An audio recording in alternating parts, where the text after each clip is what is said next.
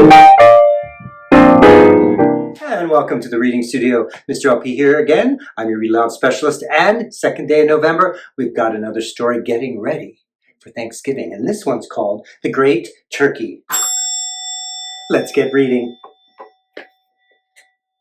It's called The Great Turkey, written and illustrated by Lindsay Emigh, a story about the power of the almighty makeover. It is also about a turkey, written in New Hope, Pennsylvania. Once upon a time, in a town just like yours, on an old farm at the edge of the land where the houses grew further and further apart, there lived a turkey named Terence.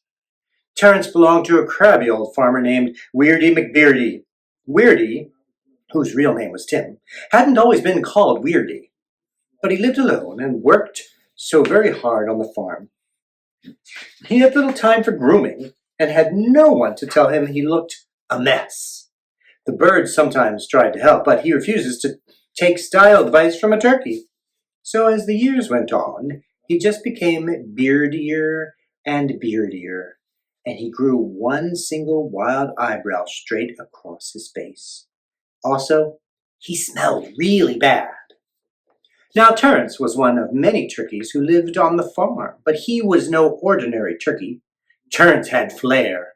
Flair is a kind of innate swagger that you have if you are a turkey born with charisma and the ability to pull off wearing a vintage plaid poncho. And Terence had it, the flair and the poncho. Once a year he came into town to sell his famous turkeys. The kids would whisper to each other, "There goes Weirdy McBeardy. Ew, he smells like old socks," they'd say. Weirdy just ignored them. He had become used to their unkindness. One day, a new owner bought the farm next door. She came over to say hello to her new neighbor. Weirdy wasn't used to visitors and was very startled when the beautiful sheep farmer walked into his front yard. Her favorite sheep, Dandelion, followed close behind her. Charlotte Sheepington III wore a trim pair of khakis and a pretty sweater. Her hair and her sheep smelled of honeysuckle and hyacinth. She was also very friendly to Weirdy, but kept her distance because of the bad smell. Terence had a habit of sneaking into the house to bathe and perform his toilette, while Weirdy did his chores outside in the yard. He would spend hours washing and preening his feathers until they shone. Terence especially loved his sweet-smelling lilac soap and anti-aging face lotion. He was almost certain it was working. And so it was. As he enjoyed his shower that day, he witnessed the fateful meeting of Charlotte and Weirdy from the window. He looked on with great interest, wondering what would happen. When she had gone, Weirdy sat down sadly on the ground with his turkeys. He told them how lonely he was and how much he'd like to have a friend like the beautiful sheep farmer. He told them he thought he needed to change his beardy ways, but he didn't know how. Then he cried into their feathers. Terence, who by then had returned from the shower and smelled lovely, listened intently. He knew exactly what he had to do.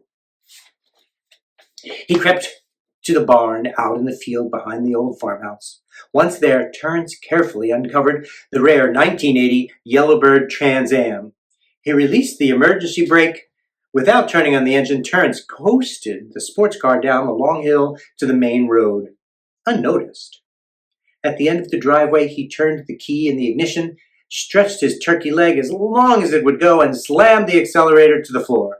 The engine roared as it disappeared in a cloud of gravel and dust. Once he arrived in town, he kept his sunglasses on so that no one would notice that he was a very large turkey driving a Pontiac Trans Am. He parked carefully out in front of Miss Fawn's fine toilette shop and went inside.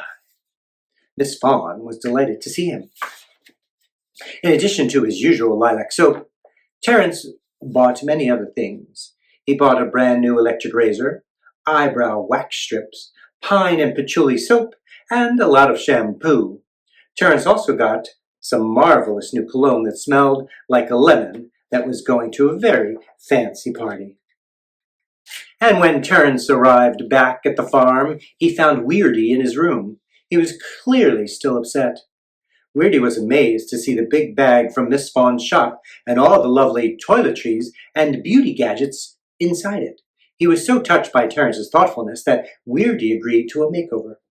Terence got to work with great enthusiasm. He was thrilled to be able to help the farmer who had raised him lovingly since he was a baby turklet. Once Weirdy had had a long hot bath, his favorite turkey set about his transformation. He started with a haircut and then employed some seriously excellent grooming techniques.